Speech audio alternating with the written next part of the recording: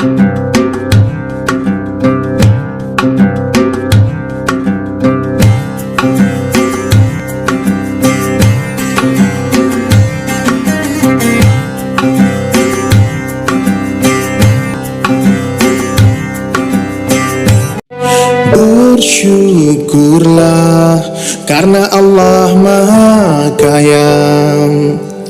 Semua karena nikmatnya kita rasa bahagia. Ini tepat tanggal 15 Sya'ban yang kita sebut dengan malam Nisfu Sya'ban.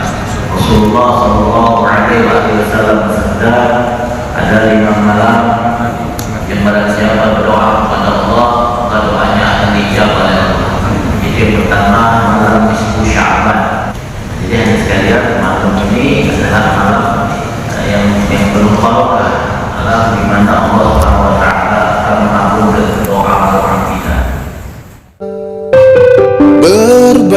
Berbagilah jika kita punya, nikmat pasti bertambah, itu sudah janjinya.